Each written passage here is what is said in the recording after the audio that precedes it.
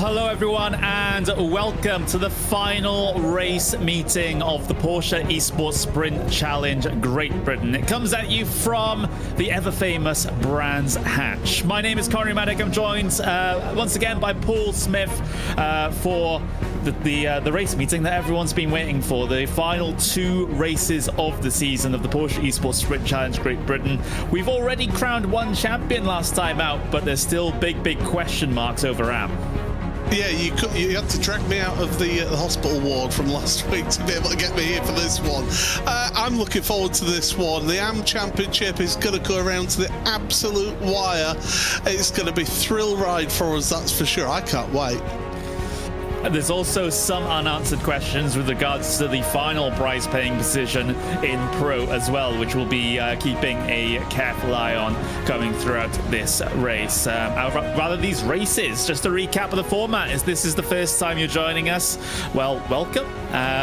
The format of today will be, we'll have our lone qualifying session. There'll be two opportunities to get flying laps in, 10 minutes in total to do those. Then we'll head into race number 1 of 30 minutes. Then we'll have a short break. We'll have a race 2 of 30 minutes. The starting grid for that one is based on the results of race number 1. So no reverse grid shenanigans going on here. The drivers will be dealing with a fixed setup, so they won't be able to modify the vast majority of the setup parameters, and also we'll have standing starts, which can be very interesting in a multicast environment such as this one.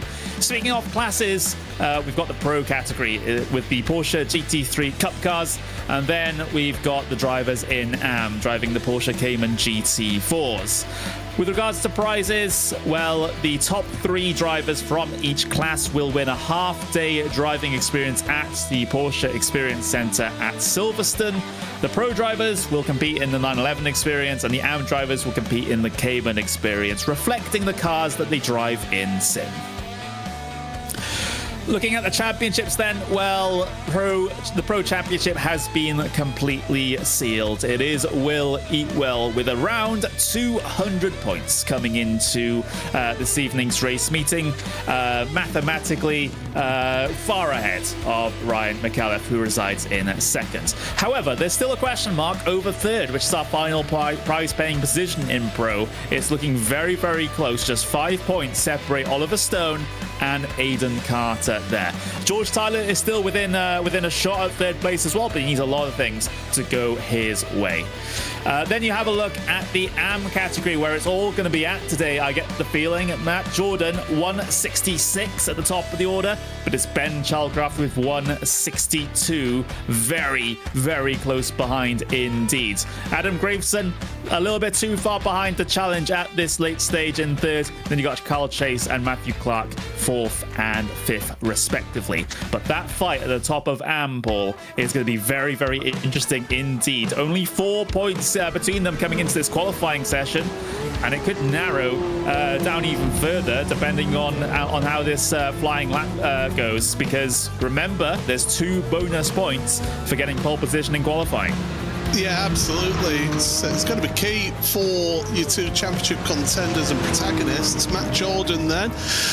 Matthew Jordan across the line. He's going to be finishing his first flying lap at 1:30.707. So that'll put him to the top of AM. So it's 15 love to Matthew. But what can Ben Chalcraft do? I mean, Chalcraft is already half a second off in qualifying, so he's just crossing the line now, and he's only just moved up to 4th place, so it's advantage to Matthew Jordan at these early stages. Big advantage as David Bagdike promotes himself up into 4th place, sending Chalcraft a little bit further down the order. This is what you love to see if you're a fan of the 86. Pole position, 2 bonus points at the moment, extending the advantage up to 6 points before the first race even starts. That's looking absolutely fantastic. But meanwhile, in Pro, things are looking a little bit different to what we're used to seeing. Will Eatwell down in 5th place at the moment. It's George Tyler provisional pole position. So this is the driver that was slightly more of an outside shot for third place in championship at the end of this evening's proceedings, but he's gaining 2 bonus points right now for pole position there. So if he can hold on to it, that's going to be a massive help in his effort. Yeah, could well really help him out there in that one. Yeah, Ryan McAuliffe and Will Eatwell, as you mentioned, the two sort of pace setters in terms of outright pace in Pro. They're down there on the second and third row. Carl Chase has mixed things up in the AMs and has got himself provisionally onto pole position in there. That'll help his fight for third place, potentially, with Adam Greaveson having a qualifying ban. So he's starting from the back of the grid in AM. Yeah, he is. So that's obviously pretty much Greaveson. Well, definitely Greaveson, pretty much out of the contention for the championship at least. But you quite rightfully point out that third is still under question as well. As we ride on board with Luca Monroe, comes across the line to complete the lap. 15th place starting position right now for Luca. A couple of other drivers yet to set themselves at least competitive lap times at this stage. Mike Rayner continuing on out there with 3 minutes left to go. So this one is going to be a very intriguing race, Paul, even in Pro, because we have George Tyler and Oliver Stone are two of our big challengers for that third place, first and second, with Aidan Carter down in 6th place, who needs to put in some hard yards to make some progress from there. Yeah, bit of a topsy-turvy one. And Aidan Carter has got two very difficult drivers to get through to start with at the start of the race. Traditionally, with a standing start around here at Brands Hatch, you actually want to be starting in second place, because first place on the grid, you're right in the dip of the hill, whereas in second place, it's a gentler incline for you. So actually, second place can be the more advantageous place to start your race from here. So Oliver Stone could well be in the box seat for the initial launch, as long as he can get it launched, because these cars, especially these Porsche 911 GT3 Cup cars, are quite tricky to get off the line here in iRacing. Yeah, absolutely. It's a tantalizing prospect, I imagine, coming into the first lap here. It's a very short run down in towards turn number one. Again, if you get that poor start, as you mentioned there, which you're more likely to do in the 992 Cup cars, then potentially that can cause some calamity, as you're trapped on the outside and towards turn number one, which is not really the favourite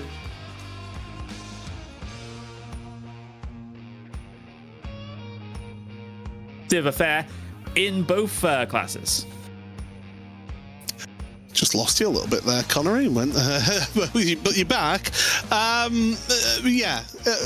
Basically, both classes, these championship fights, they're going to be intense. As you say, for third place in Pro, for the lead of AM, it's going to be absolutely fantastic to watch this one for sure.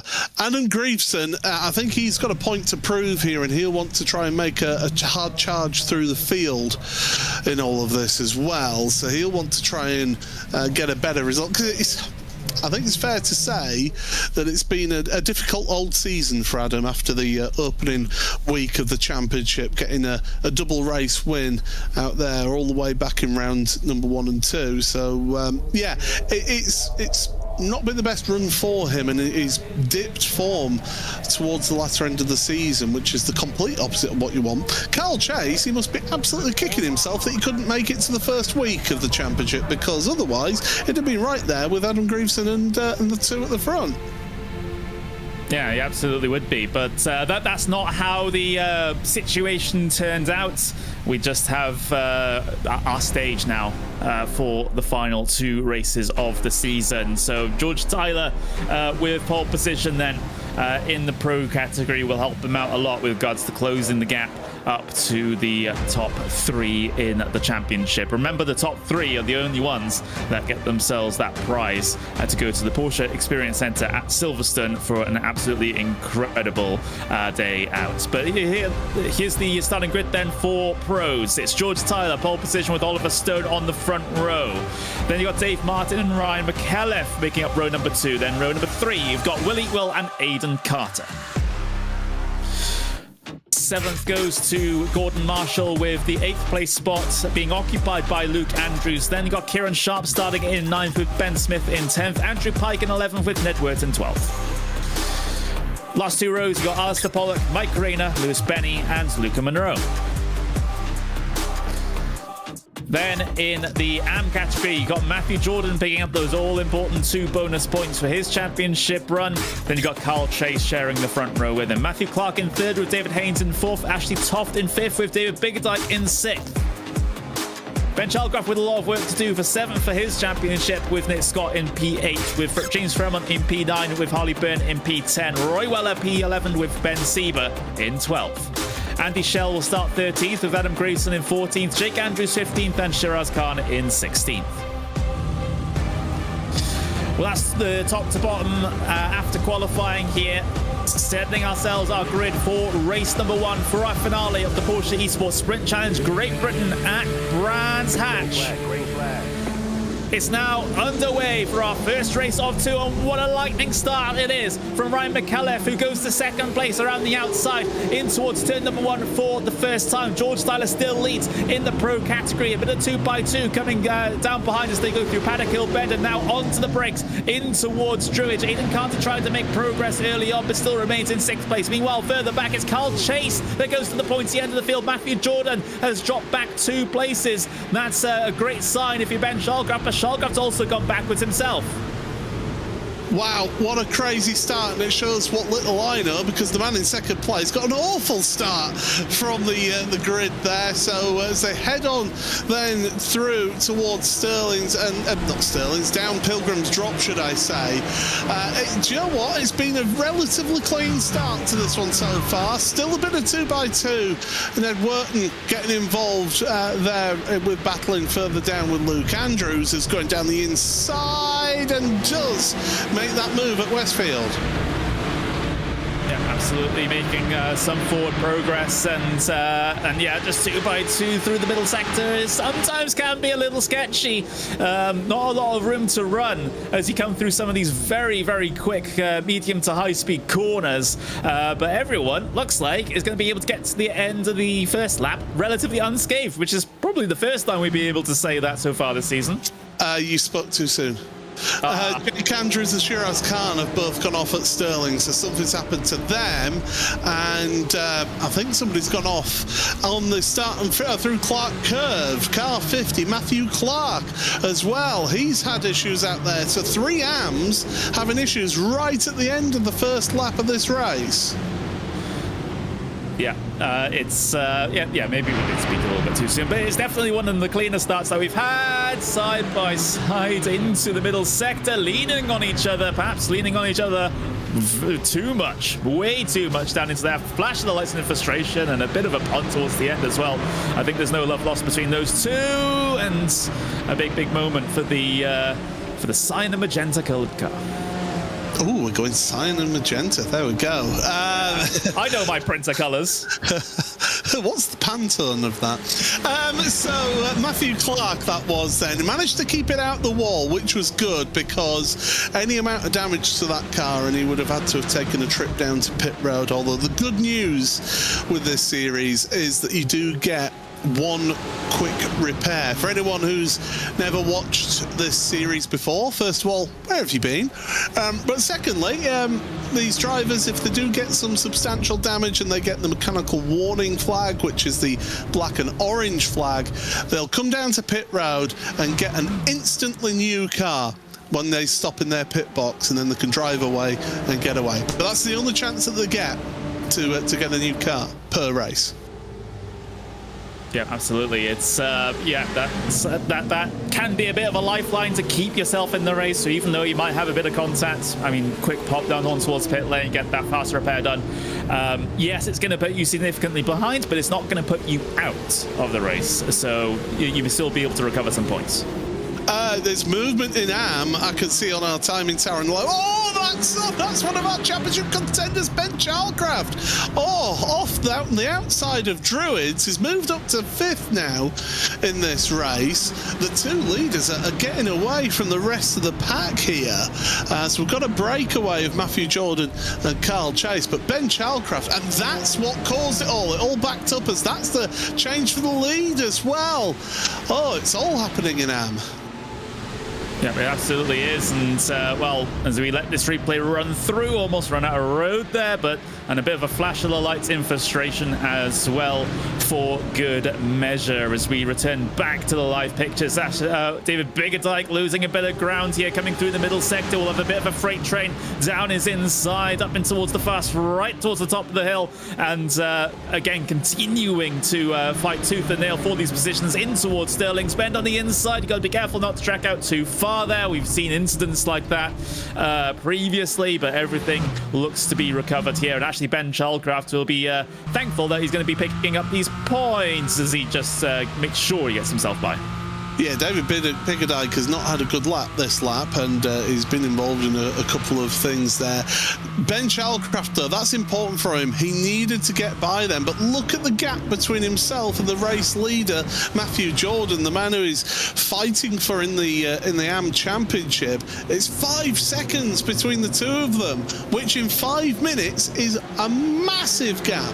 The good news, though, for Ben is that he does have 25 minutes to try and gain that time back. But we saw in qualifying that Ben just wasn't there in terms of pace compared to Jordan and Chase.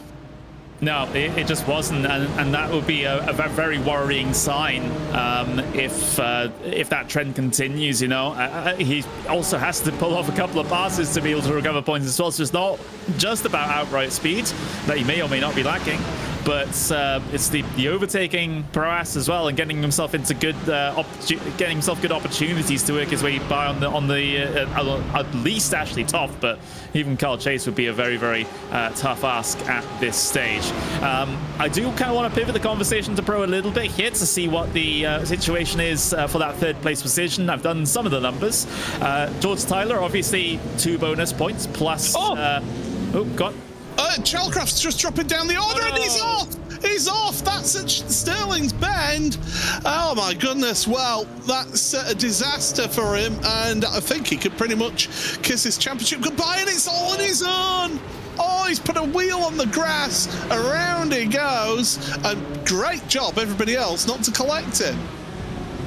Yeah, that's one of many nails in the coffin now. It's sad for us to have that discussion so soon in the race. I would have hoped that these guys would make this competitive for both the races and see a fantastic challenge for the championship at the end. But the longer this goes on and more things like that, well, it's looking less and less likely.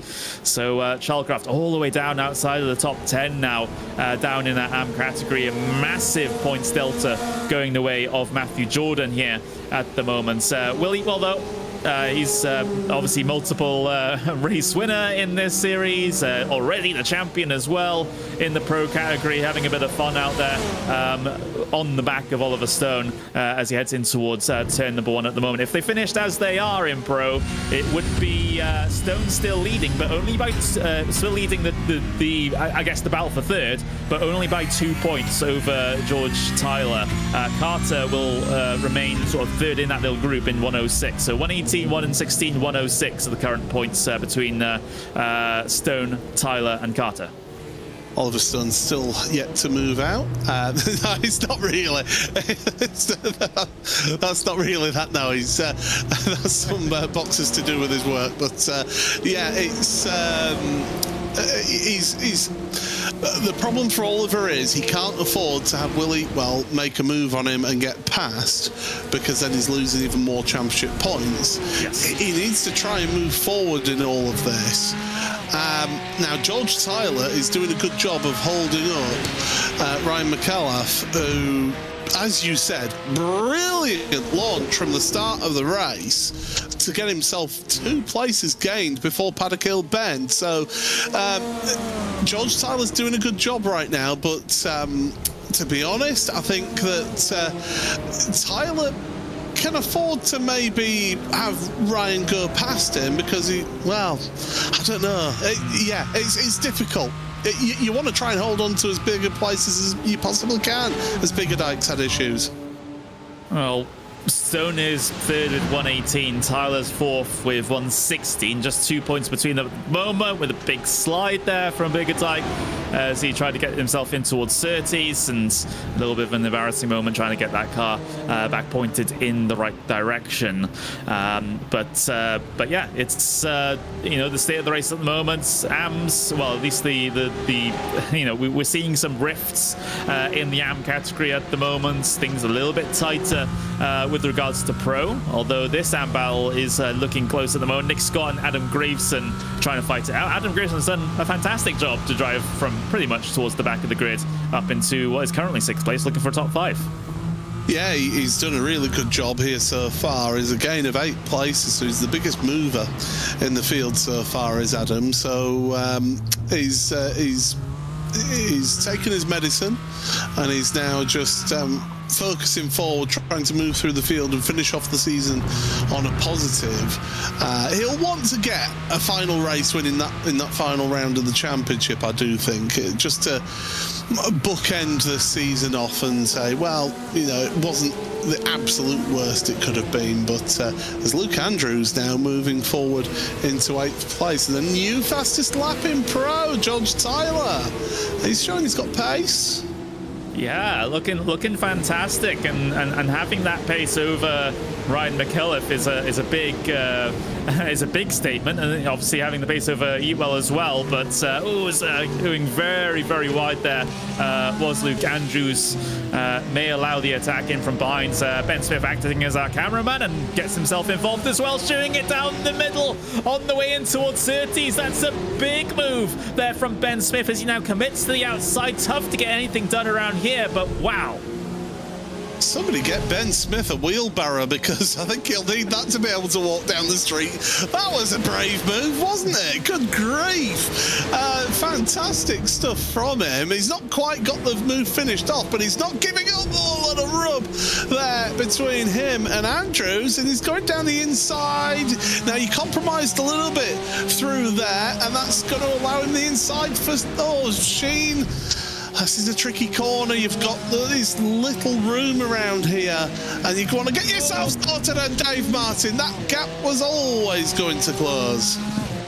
Yeah, sticking his nose in a slamming door, pretty much, as Ben will get himself back going from hero to zero, but that one was through no fault of his own.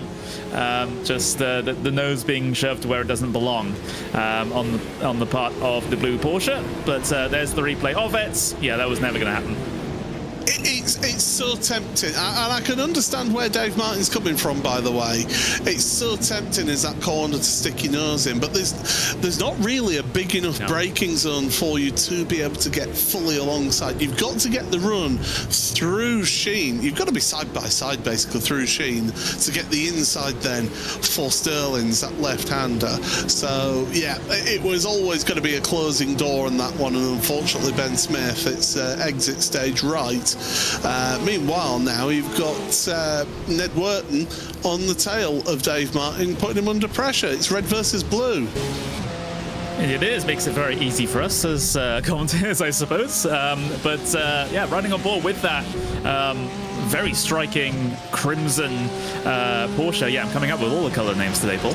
As we head our way through the middle sector, through Sheen Curve, and now getting ourselves angled in towards Sterling's Bend. So you can carry quite a bit of speed through here. It is on cambered after all, but you've got to be careful with that exit, because there's, well, not any runoff to use. You just got to get up over the curb, and that's pretty much your limit. But for Ned, potentially, you're thinking at this point, okay, Paddock Hill Bend is a very optimistic move, so therefore probably I'm going to try and set myself up for the braking zone in towards Druids. But no, Ned just completely says, Connery, you're completely wrong about that. I'm going to go to the inside of Paddock Hill Bend, but fails to do so. what you want to try and do there, if you're Ned Wharton, is you want to try and set up the cutback through Paddock Bend. So you want to make it look like you're going to make the move. Force Dave to go and hold the inside line, then take that wide line in and cut back, do the up and under, cut back on the inside through the exit of Paddock Bend in towards Druid to get the job done there. It's a proper old school track, is this Brands Hatch. It's a real thinking man's track because you've got to set up overtaking moves multiple corners in advance. You get a driver out of position in one corner, that leads up to the next, and then the next, and then the next, and then finally you get your chance. Now, it's an interesting situation between these two, right? Because George Tyler, he's looking to keep himself within contention for that third place in the championship, where, you know, that's the final slot for the prize at the Porsche Experience Centre. However, it's 5 points between it's 5 points the difference between finishing first and finishing second in a race. Obviously, those points are incredibly helpful. Currently, he's only 2 points behind Oliver Stone if the race was to finish as it is right now. But the little sort of unknown in this is Ryan McAuliffe. Knowing how dangerous he is, do you fight tooth and nail for this, or do you potentially even just try to take the 5 point hit, even at this very late stage? Well, the crucial thing is Will Eatwell has actually got past Oliver Stone, so that's going to help that points difference a little bit. And Oliver Stone actually is pretty close under pressure from Gordon Marshall. Now you've got a big chunk of AMs that are coming up to be lapped right now. Much like last week at Oulton Park, it's not always the easiest track to lap traffic here. It's a narrow track, so you are going to be putting under pressure. And Ryan getting into the rear of George Tyler. And the thing is, Tyler had to back off because he couldn't just drive through the AMD traffic. Yeah, absolutely. So with the updated points, actually, it's George Tyler that leads by a single point for the battle for third in the championship. So, yeah, that changes things slightly, doesn't it? Oh, massively. Yeah, it changes things massively there. That is for sure. So, yeah, George, he wants to hold on to this place. At the end of the day, he'll want to get a win here. He's been close. Last time out at Oulton Park, he got a second place in that opening race. So he's been close. He's tasted the opportunity of getting a win. This week, he's got a good shout at it. Now, that traffic has helped him just a little bit then to just get a little bit of breathing space. But the problem is with Ryan McAuliffe, once you've got that breathing space, it's gone within a lap. So you're going to be back under pressure here.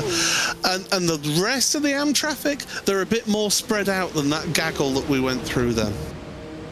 Yeah, they were. That was probably one of the more challenging pieces of traffic that they'll have to deal with potentially for the rest of this race. Although I do have a little bit of caution in saying that. So at least that's over and done with. Traffic here is quite tricky to deal with, as these guys are finding out, getting towards the inside of Stirling's Bend on one piece of traffic. But McAuliffe is driving that number 171 hard around the circuit right now, diving in. Yes, certainly is. And I'll tell you what, Will Eatwell, he's got the bit between his teeth as well. He's been slowly catching up to these drivers through the traffic. Last lap across the line, 126.3, 126.1, 126.0 for Eatwell. So Eatwell is faster than the lead too. And we've seen the epic battles. Oh, there's a move! There's a big move for the lead. 5 points lost for George Tyler with that swap around. Ryan McAuliffe gets himself up into the race lead. Yet more traffic ahead, though, to have to deal with. More GT4s to the inside, coming through Surtees corner now as they, climb the hill a little bit up here, and then onto that back straight. But and well, this is the best place for you to catch those little bits of lap traffic. Down Pilgrim's Drop, flick it in towards Hawthorns now. Okay, George Tyler, I guess your objective now is just to stick with McAuliffe and maybe try and get one back on him at this stage, but it's very tricky to do with the driver of McAuliffe's caliber when he's hot lapping. Oh, when he's on, he's on. Oh, Ned Wharton's got a mechanical warning flag, by the way, just to give you a bit of an update on all of that. But yeah, George Tyler, he needs to try and hang on to the coattails of Ryan because he's got Will Eatwell coming up behind. Here's what's happened to Ned. Oh, is this going to be 3 into 1? Oh no, he's round the outside and then bang. Yep. There it goes, and oh, that's the one that does the damage. Yeah, and it just the, you know, 2-into-1 contact. Yes, the car on the inside washes up a little bit, but you're kind of always going to coming towards the outside of that corner anyway. Yeah, it's just an unfortunate situation there between those two, if you wanted my assessment. But with 11 minutes to go now, Ryan McAuliffe to the race leads. I mean, it's not going to matter that much in terms of his championship situation, given that you know, Will Eatwell's already won. So this is sort of damage limitation, I suppose, for Ryan McAuliffe and racing for pride at the very end of the season. How aggressive does Tyler get back at him, though? Well, the thing is, Ryan's not pulling away. Tyler's sticking with him. So, yeah, Ryan got caught up in that lap traffic then through Surtees, so that just slowed him down a little bit. There was a terse flash of the headlights as he'll send an email through to Ryan's manager. But Adam Greaveson's just moved up a place. I think David Haynes is having a few issues with his connection potentially. So he's having issues out there in Am. But yeah, Tyler trying his best. He's sticking with him for now, but this is going to be pretty much the last of the lap traffic for the next lap or so. It does seem to be the case. Maybe this is the opportunity for McAuliffe to get a little bit of breathing room, although he's going to get held up a little bit by a bit of traffic coming through Druids here, especially if he doesn't get disposed of it on exit. And by the time Graham Hill Bend arrives, he does seem relatively unimpeded. Tyler will try to time this one coming off the apex as well to get to the inside on the run to Surtees, but it was a couple of tenths of a second gains there by Ryan McAuliffe, almost up to a second now. Yeah, I think that's the straw that broke the camel's back there. Is that one, and that's just allowed Ryan to focus forward and keep pushing forward in this. And now Will Eatwell has very much got sights set on second place. Will Eatwell all season long has not finished outside of the top two, and he's only finished second twice this season. So that tells you the season that Will has had, why he's got that championship in the bag for Pro. But he'll want to get that second step to keep that run going. Yep, you will, absolutely. So we'll have to see the progress throughout the rest of the, well, less than 9 minutes we have to left of to run of this race. And of course, we'll have that all-new race number 2 as well. Just to get some firm numbers on the AM Championship, Matthew Jordan, he'll, at the end of this race, if it finishes as it is, he'll have 193. Chalcraft 168. Guess what? That's 25 points separating the two of them.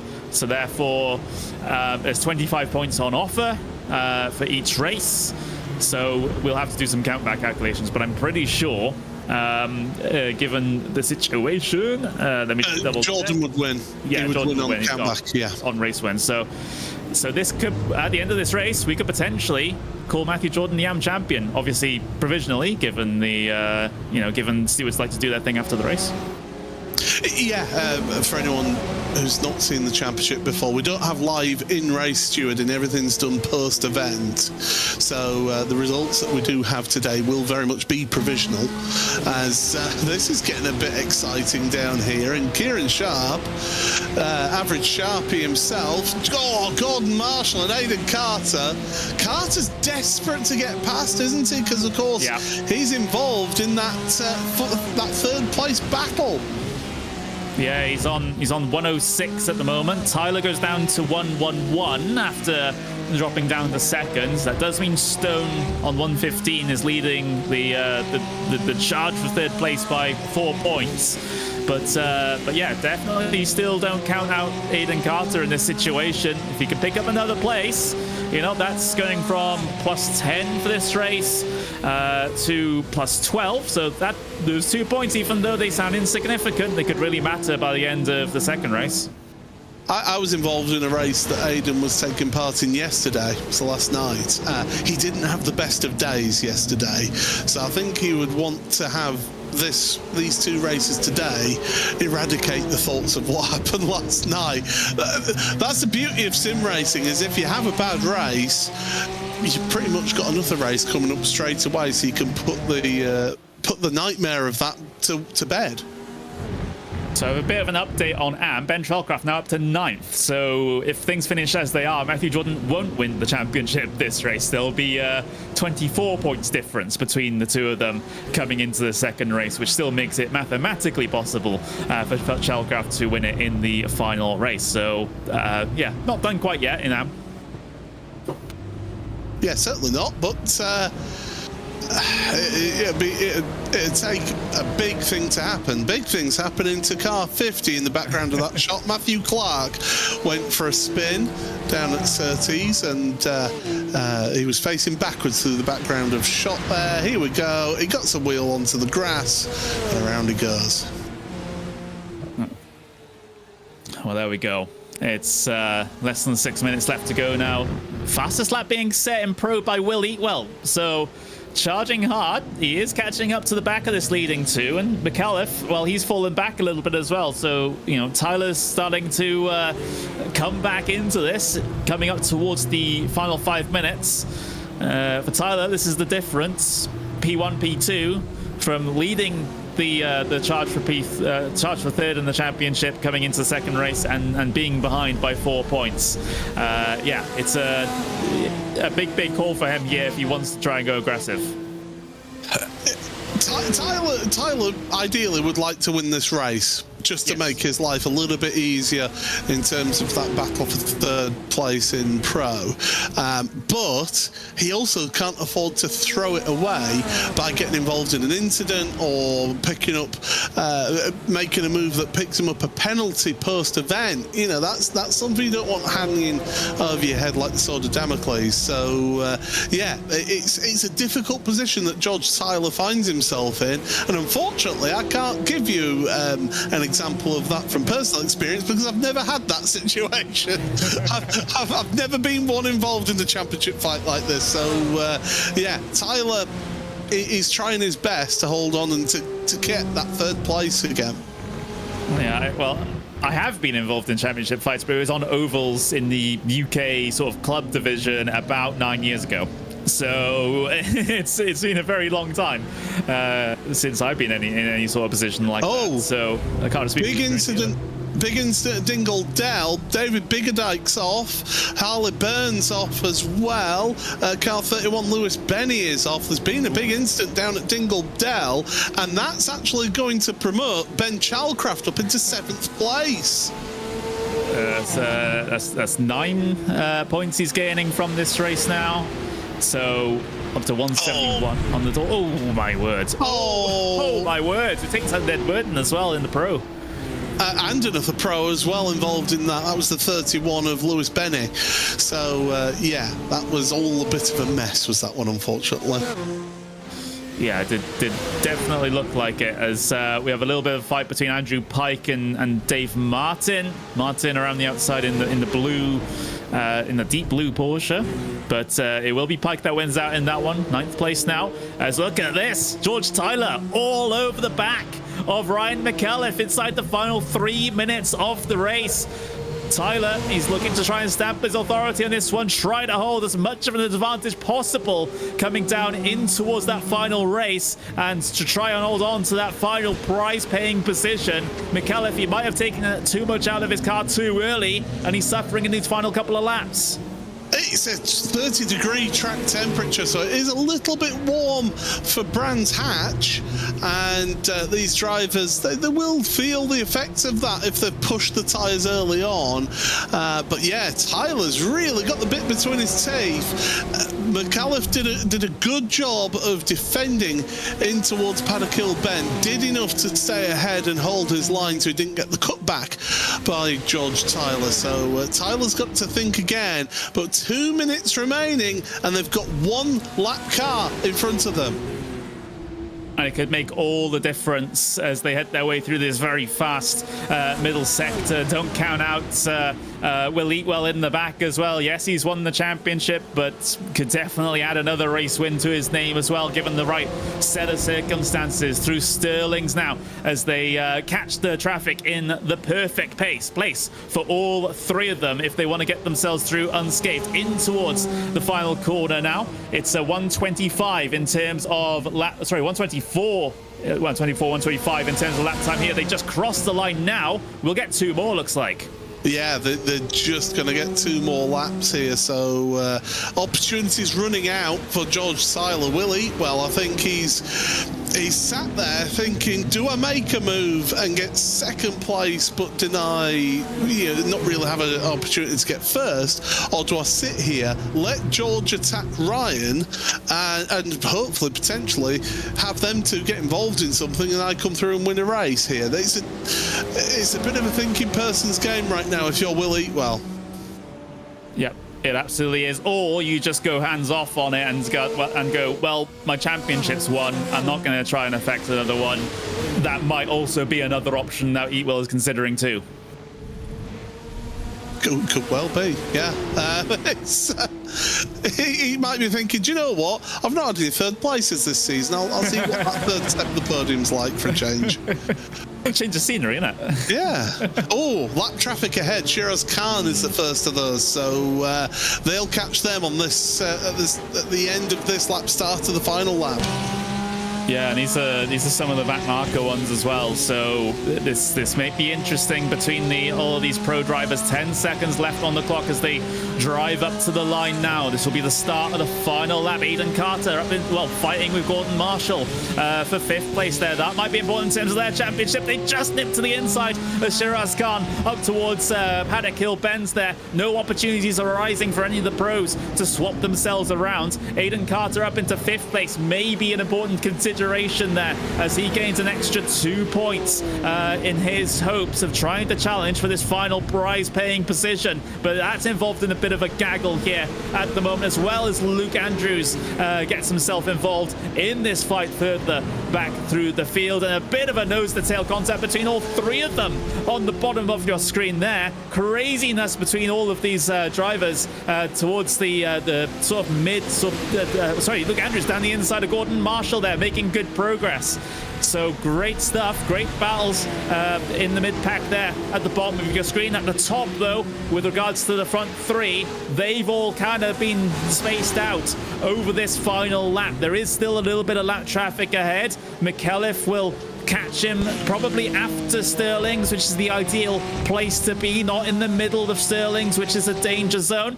But Ryan McAuliffe does get himself to the outside in the perfect place, swings his way through the final corner. It's Ryan McAuliffe that takes the race win here for the penultimate race of the season. George Tyler in second with a good points haul. Will Eatwell in third. Meanwhile, further back, still scrapping over positions outside the top 10. Yeah, that was David Martin getting forced wide there. I think it was Ben Smith making the move. Yes, it was. So Smith moving back up into 10th place. This is in your AM class now that we're looking at. Adam Greaveson on that charge. 10 places gained. Look who's in 6th. Ben Chalcraft. So recovery drive from him. That's really worked out for him to give him a slim hope of a championship. But Matthew Jordan has got one hand on that trophy. Indeed, he does. Just, an okay performance in the second race will mean that he's the champion. Here comes Nick Scott across the line in the technical Cayman as he finishes his event with Adam Greaveson in behind as well. What an interesting first race we've had of the evening.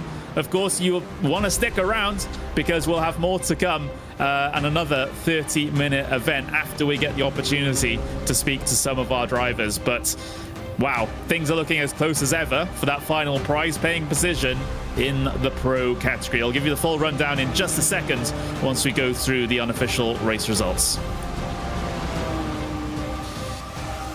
It looks a little bit like this. Ryan McAuliffe takes the race win here at Brands Hatch for the first event. It would be his second race win, his third race win of the season there for Ryan McAuliffe. Then you got George Tyler with another second place, matching his best performance so far. Then you got Will Eatwell in third. Actually, his worst performance over the course of this season so far. It's not been a bad season when your worst performance is third. We've got Oliver Stone in fourth, with Aidan Carter in fifth, picking up a couple of points towards the end here to keep himself within a shot at a prize. Then you got Luke Andrews in sixth, with Kieran Sharp in seventh, Gordon Marshall P8 with Andrew Pike in ninth, and Ben Smith rounding out the top 10. Then you got Dave Martin in 11th, Mike Rayner 12th, Luke Monroe 13th, Ned Worthington 14th, Alistair Pollock 15th, and Lewis Benny 16th. Then in the AM category, Matthew Jordan, he's basically done the majority of what he needs to do to take the championship win. It's not clear yet mathematically, but he holds all the cards coming into the final race of the season. He wins by 3.9 seconds over Carl Chase. Then you got Ashley Toft in P3, Nick Scott in P4 with Adam Greason P5, Ben Shalcraft, a good recovery after early issues, up into P6. Then you've got Andy Shell in 7th, Matthew Clark in 8th, Roy Weller 9th, and James Fruman in P10. Then in 11th, you got Ben Sieber. Jake Andrews will finish in 12th. Harley Byrne in 13th. Shiraz Khan 14th. David Biggerdike in 15th, with David Haynes rounding out the 16-car finishing order for AM. So we just have one more race to go here in the Porsche Esports Sprint Challenge Great Britain. Yes, the Pro Championship is sealed. Yes, the AM Championship is mostly sealed, but I'm just super hyped about this battle for the final prize-paying position in Pro. But Paul, you're going to have a little bit of a word with some of our drivers.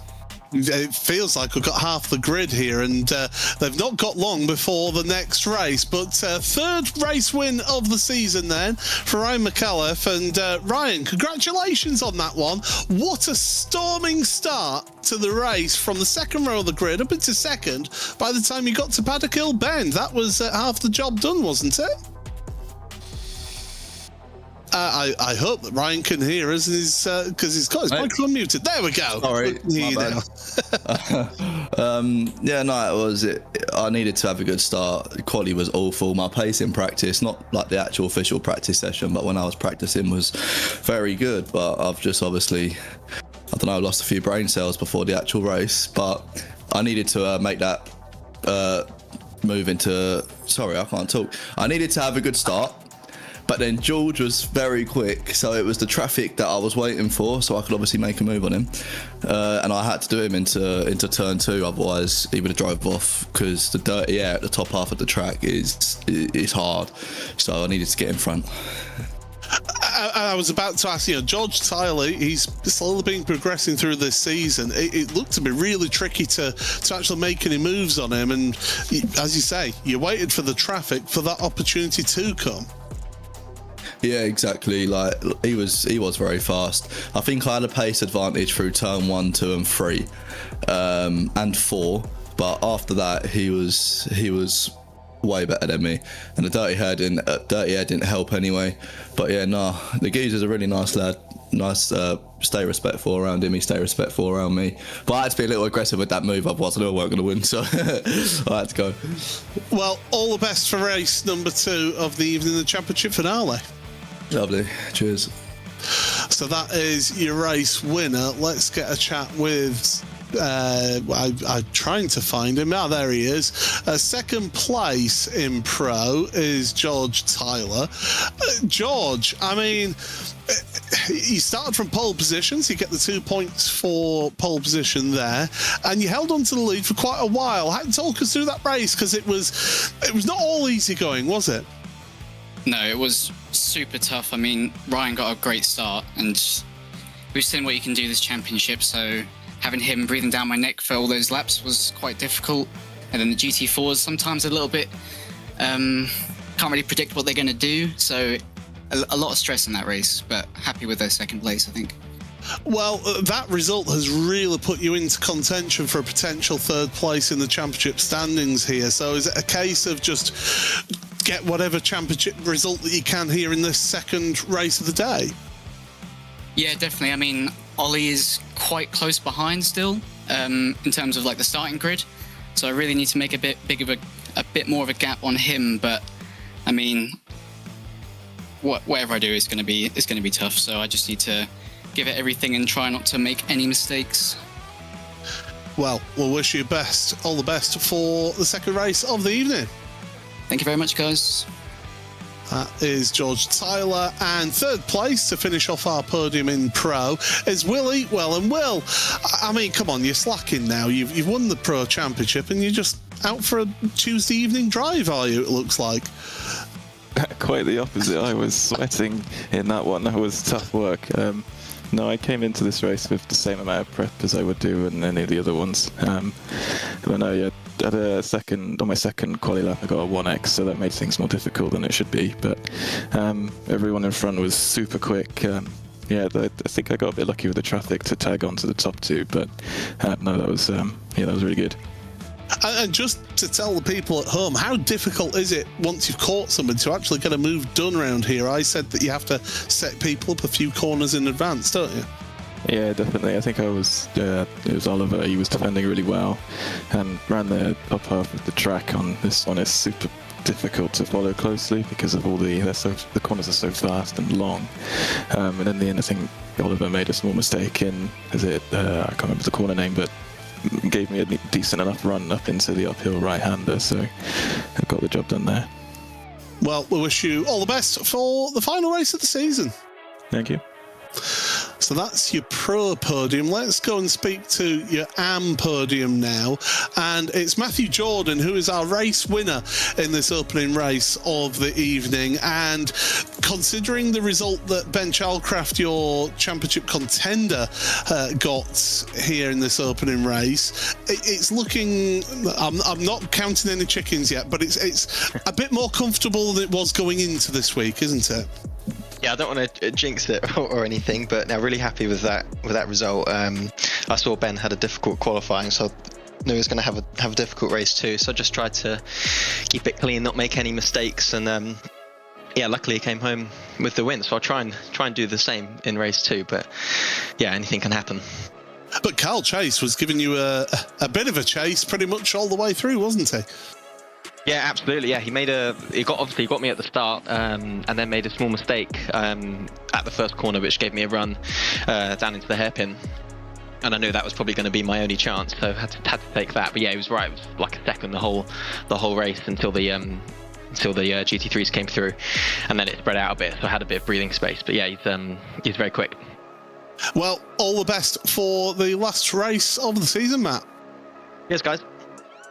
There we go, that's Matt Jordan, winner of in race number 1 of the evening. Carl Chase, well, you got the jump at the start, but you just couldn't quite hang on to that lead. Talk us through that race for you.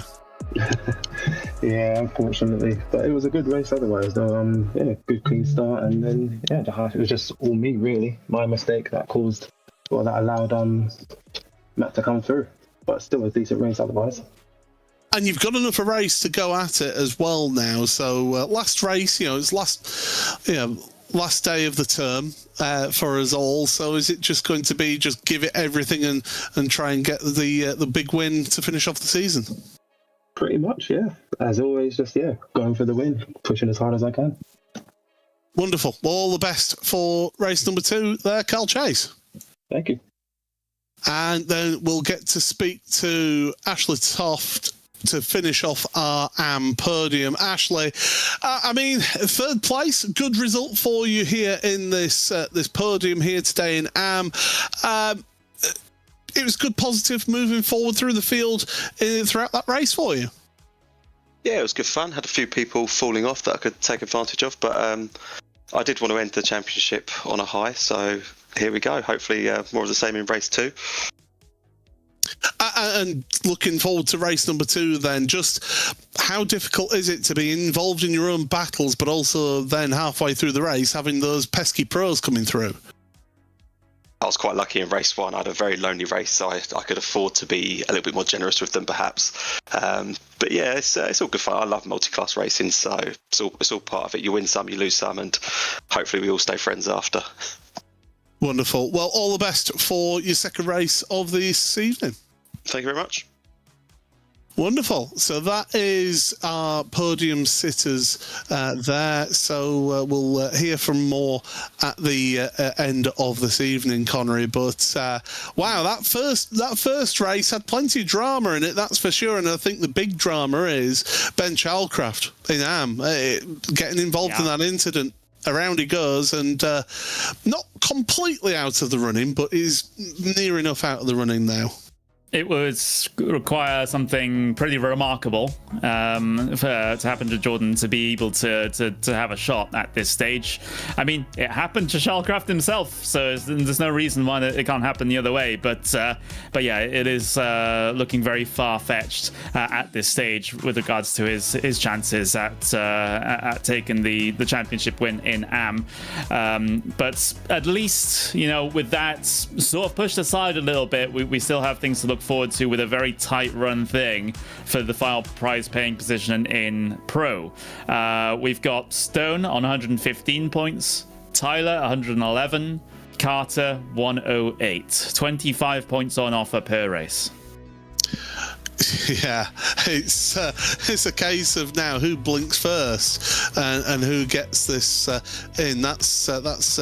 Yeah. It's going to be a tricky one to keep a track of and look at this one. But I'm looking forward to that because sometimes we get some of the best races for a championship for like a third place rather than the overall win. So, yeah, it was a little bit of an anticlimax in Am. Let's be honest, but this third place in Pro, my goodness, this is really a turn up for the books.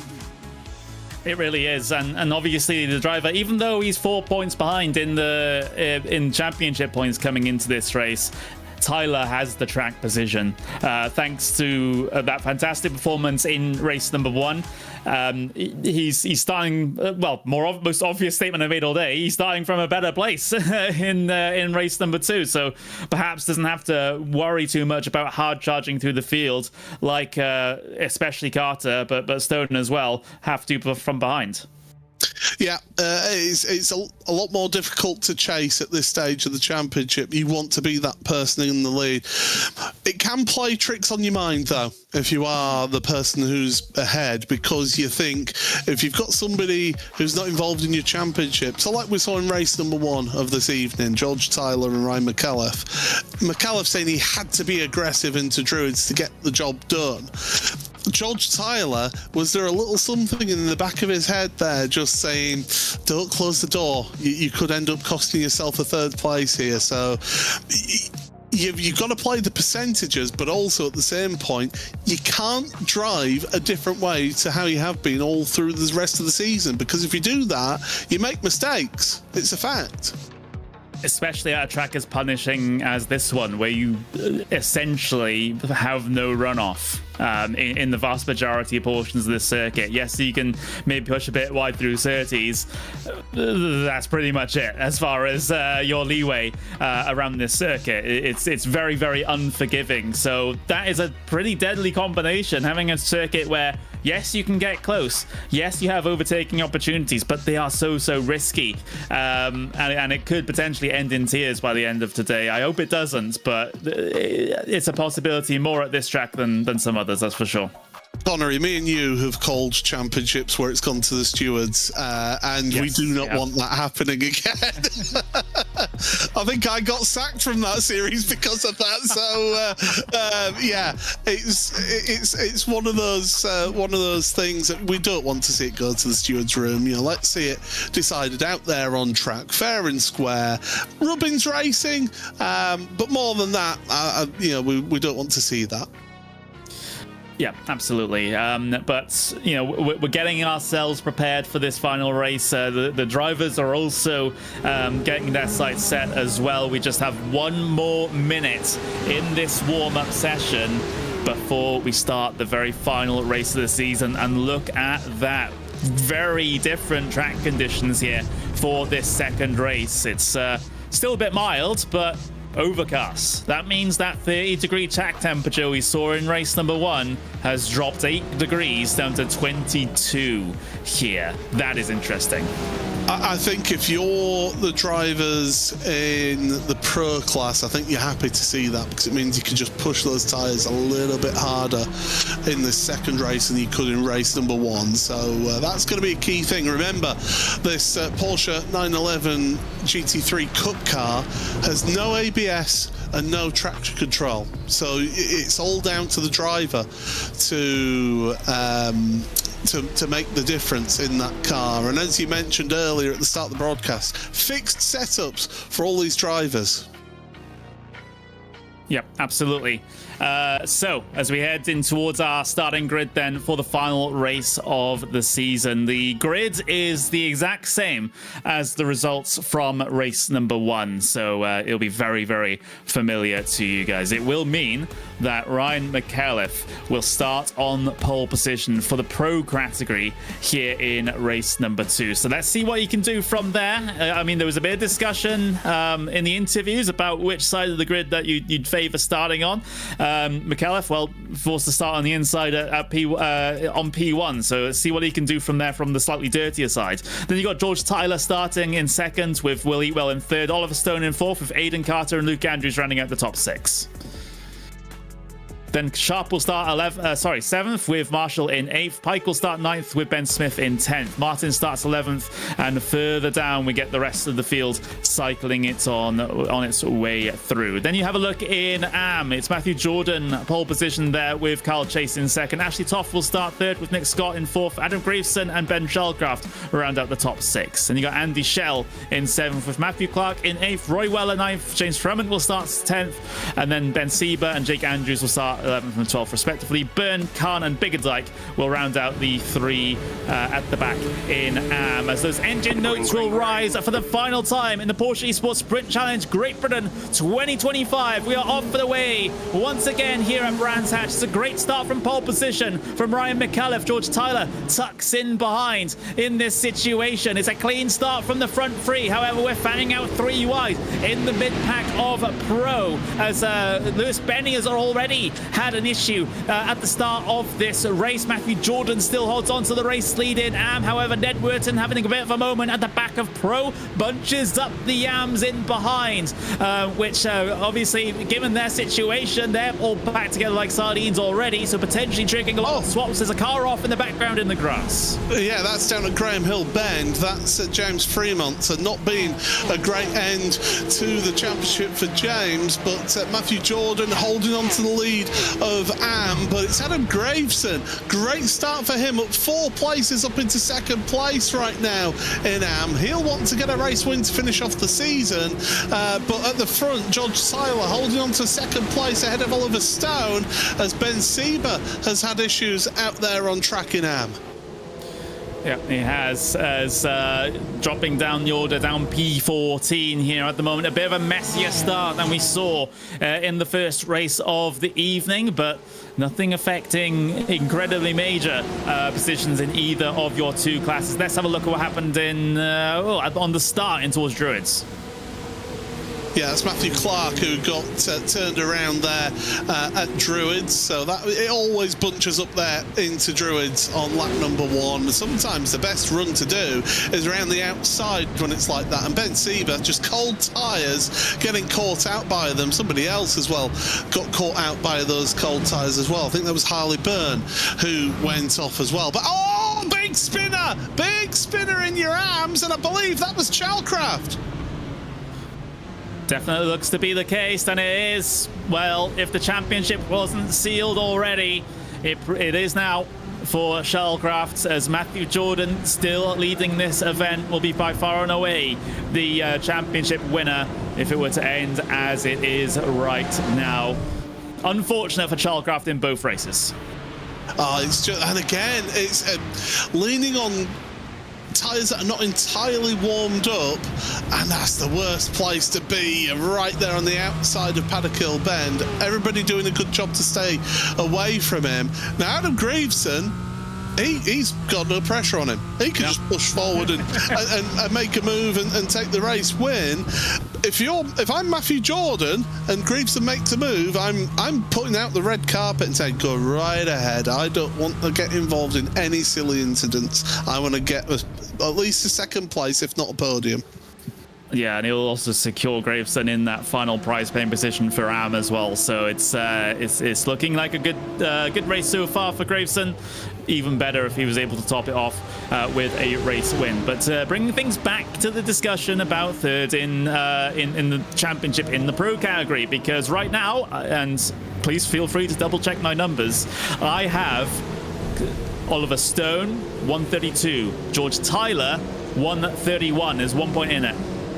Oh, Will Eatwell's just made a move on Aidan Carter, so Carter's moving down the field the wrong way for him.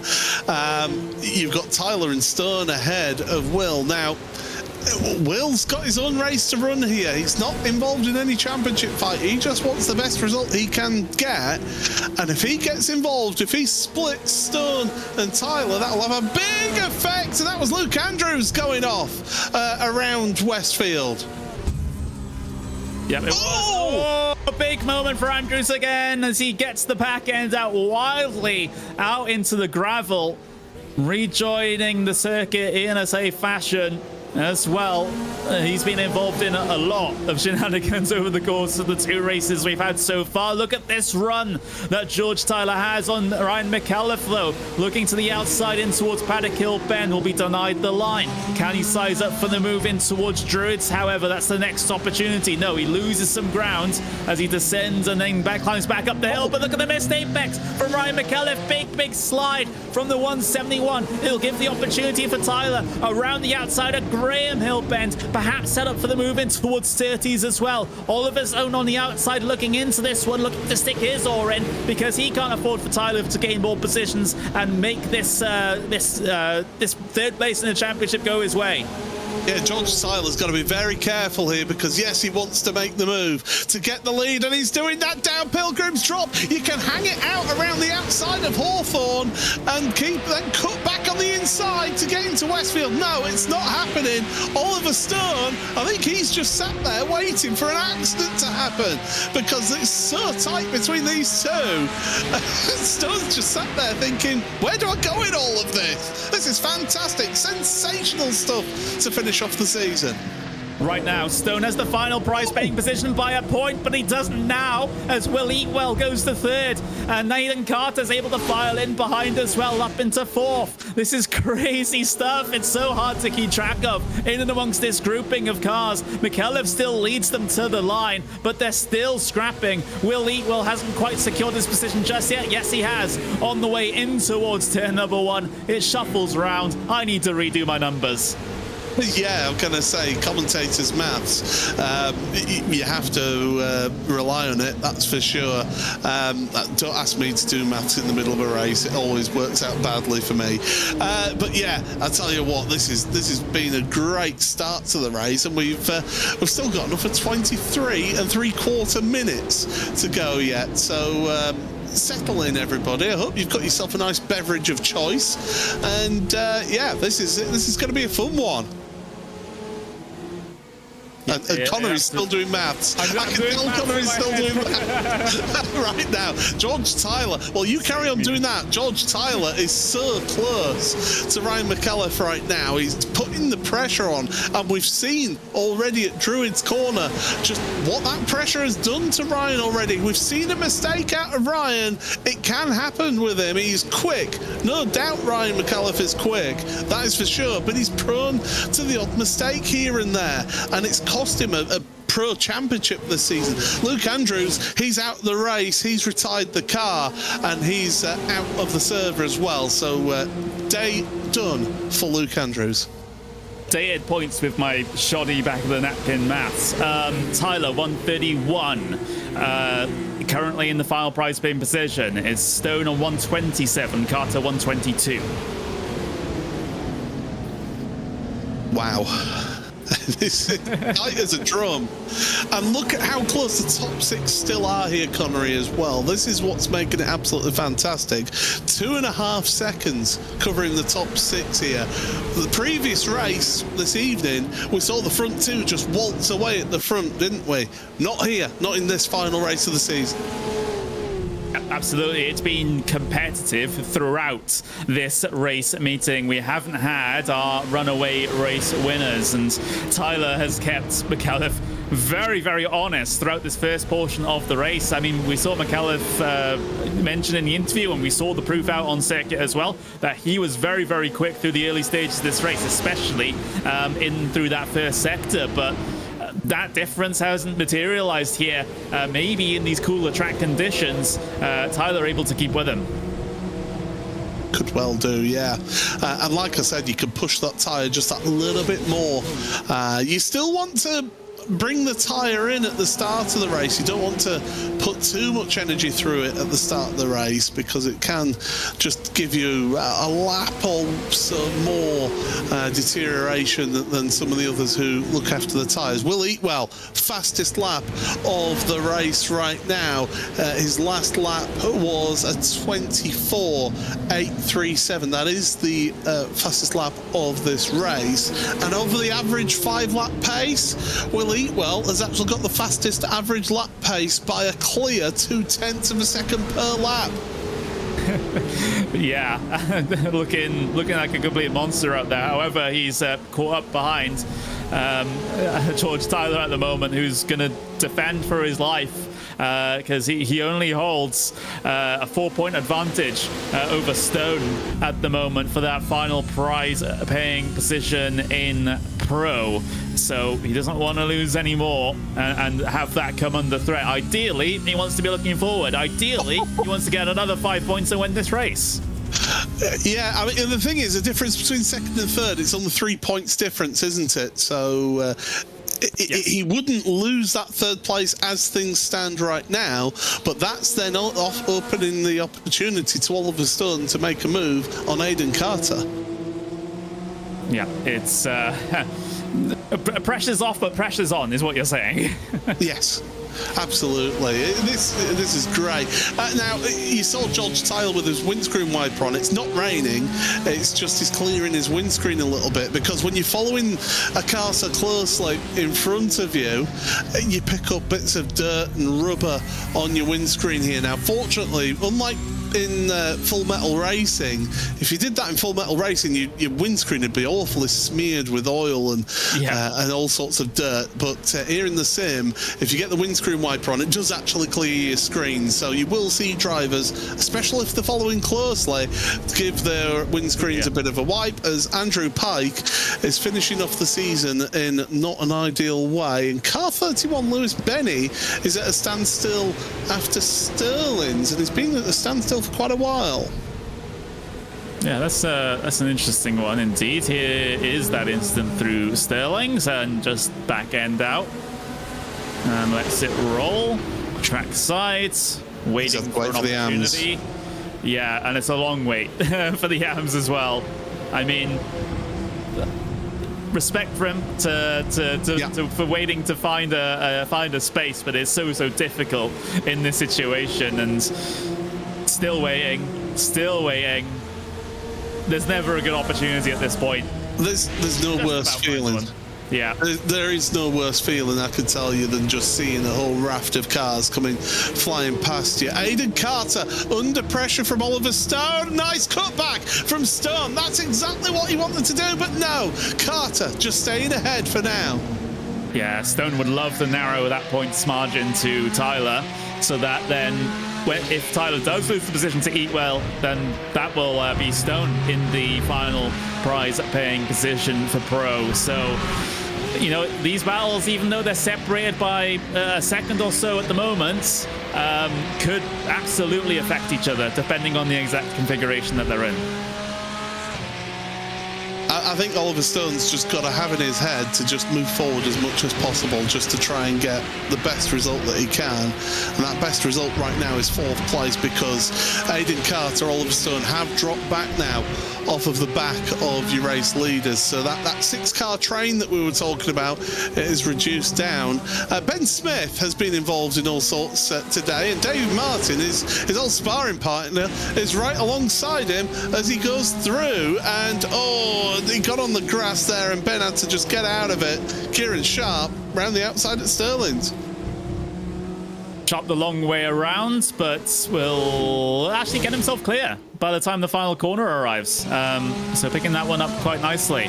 Ben Smith will have to try to recover here in this situation. Follows in closely behind in towards the Paddock Hill bend. Such a fantastic corner, this one. It's a bit of a roller coaster in any car you decide to take down it. I've actually walked this track, and yeah, it's a lot steeper than it looks in the sim or on TV. I can tell you that for sure. Especially walking down it. So definitely it's a test of the old calves, because you're having to stop yourself from running down the hill. As Ned Wharton, another driver who's having a bad day to finish off the season, and Aidan Carter under pressure from Oliver Stone. It's a bit of a squeeze down towards Hawthorne. Stone, side by side between the two of them here, still absolutely level as they come off the corner in towards Westfield Bend now. Stone's caught on the outside, Stone out in the grass and gravel and losing 2 positions as Marshall finds his way through as well. I mean,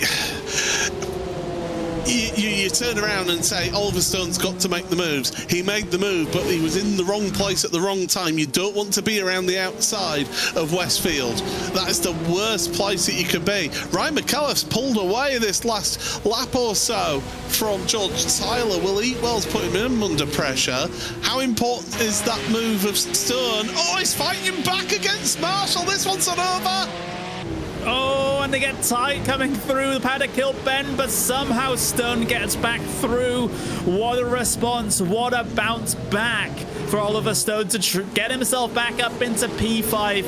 He's still down on where he was, but definitely not he gets very close with the AM driver coming off of Graham Hill bend, but he's definitely not out of the picture with regards to that last slot for that experience at Silverstone. Yeah, let's not forget that these drivers are getting the opportunity to having a half a day at the Porsche Experience Centre at Silverstone, and me and Connery can tell you that's pretty special. That is for sure. Hashtag best banoffee pie. But of course I'm going to bring it on to food. Of course I am. But I tell you what, these drivers, they are fighting tooth and nail, and they've reached the AM traffic. This is the big chunk of AM traffic now for the top pro leaders. I think Eatwell will just clear the AM car. No, he hasn't. No. That's a bad one. Really bad. He's forced out really wide. He's able to cut back in though and cover off. There was no chance for Carter to catch on to the back of him, as he got a bad piece of the traffic as well in that situation. Here's the onboard with Shiraz Khan, who was one of these pieces of lap traffic. He leaves the apex open for Tyler in behind to try and get through, and trying to. Yes, hold on to his position and try and fight his own battles, but also not be too much of a nuisance to the pros coming through. It is such a difficult job to do. Exemplified. Yeah, it's such a difficult job to do, because that's it. You're involved in your own fight, so you're concentrating on that, but then you've suddenly got cars which are lapping, 6 seconds, call it, per lap quicker than you are coming through. So you've got to have that balance, and Oliver Stone, this could work out well for Oliver or not. Yeah, he's got him into Westfield, so the 3 of them get through there. But yeah, my goodness, this is fantastic. heart-in-mouth moment, that's for certain. And amongst all of these drivers involved, again, getting trapped behind the lap traffic there is, well, he's going to have a worse time of it, is Stone, than what Carter had in that situation. But in the end, the gap kind of evens out a little bit anyway as they head up towards pit entrance and across the line. Once again here, dealing with yet more lap traffic. GT4 on the outsides briefly, but will be in an awkward place for Stone as he comes up on it, but catches it off the corner. Yeah, it's all about where you get that traffic. But Gordon Marshall's putting the pressure on Oliver Stone right now. He's not giving up with this one, and he'll have a long memory about how robust that move was into Paddock Bend. It wasn't dirty, but it was robust. And so Gordon will want to give it back to Oliver Stone. So if you're Oliver, you want to try and stay away. Look at how much debris and gravel has been pulled onto the track on the exit of Surtees. That does have an effect in terms of the grip. It really does, and it does linger around until, well, it gets cleaned by the cars running over it, you know, getting off the circuit. And that means, particularly offline, as the rest of this race goes on, will be particularly treacherous, as yes, that debris gets off the racing line, but it has to go somewhere else. Yeah, so again, they've caught traffic now. Oh, now Oliver Stone, he's just moving ahead of some other pro traffic there. And then he's got the rest of the AMs coming through, and he's caught back up a bit to Aidan Carter. So it's balancing back out again. It is, and for Stone, this pass on Carter again won't do it in terms of putting him up into the prize-paying position, but it would go a long way to helping, especially if Eatwell can get back onto the back of Tyler as well. Well, that's easier said than done for Eatwell, I will say, because terse flash of the headlights, that's a don't you know who I am? Flash of the headlights. But yeah, no, Will Eatwell, he's going to be very much a case of working hard to move forward again towards George Tyler. That front group, I mean, there is what a second and a half, second and three quarters between first and second place in pro, but Tyler and Eatwell are pretty close together, and they've been working through the final few bits of traffic. They'll get more traffic in about a lap and a half's time, and it's this traffic that they're going to be catching, which of course is your race leading AM. We've hardly talked about it. Yeah, Matthew Jordan obviously wanting to finish off the season with a double race win. However, Gravesend will try and deny him, showing the nose towards the inside at Druids, but no commitment behind that move whatsoever. So maybe a potential little duel here for the AM race lead towards the end. Gravesend taking a little bit too much out of Graham Hill Bend there. We'll have to try and back out of that one. But yeah, it's been a fantastic race. It's been a fantastic season. Thank you everyone for joining us so far, and well, we've got less than 10 minutes of this one to go. If you're on the Porsche social media, if you're on the Motorsport UK media, on our own RaceSpot stuff, okay, it's been an absolute pleasure to have you. And well, in the Porsche Twitch chat, someone says, can you tell us about the time at Silverstone before today's end? Well, both myself and Paul had the pleasure of going on the Porsche experience a couple of years ago, and I gotta say, it was a whole bunch of fun. You arrive there, you prove that you can drive the cars, so having a driving license, right? And then you'll have your pre-race, or not pre-race, but pre-driving sort of lunch, and then you'll get your driver's briefing, tell you all about the test circuit, what sort of stuff that you can expect. And then, once all that process has gone through, you'll be led out to whichever car that you're going to be driving for that particular experience, and you'll get to see the Alpine course that they have there at Silverstone. They have the drag strip as well, where you can test the launch control and of course the ABS, because you have to stop, right? And they've also got the skid pan as well there. So if you have if you're a fan of drifting, then you'll get to, if you pick the 911 experience, you'll get to drift the 911 round, which is very, very fun indeed. Believe me, I got to do it. Oh, Aidan Carter under pressure from Oliver Stone. This one's not over yet. I will say as well, the performance of those cars, the 0 to 60 time was impressive, but it was the 60 to 0 time that was half of how quickly it got to get to 60 miles an hour. That was what was most impressive to me. Oliver Stone putting the pressure on. Dave Martin actually has moved forward ahead of Gordon Marshall. So he's up 5 places in this race. He's having a good old second race of the day. Words, it's almost like you have to know the English language to be able to do commentary. English language commentary, anyway. You could probably try your hand at Dutch or something, I don't know, but there we go. As we continue on with this one, McAuliffe has established an absolutely fantastic lead. 2.3 seconds now back to George Tyler. So that's looking, a swap at the very pointy end is looking pretty unlikely at this point, unless, again, traffic influences this race and brings McAuliffe back into things. That sort of locks in Tyler to 20 points coming out of this race, on 131 at the moment. Stone on 127, Carter 122. So Tyler still with the upper hand at this stage, but things can definitely start changing and rather quickly.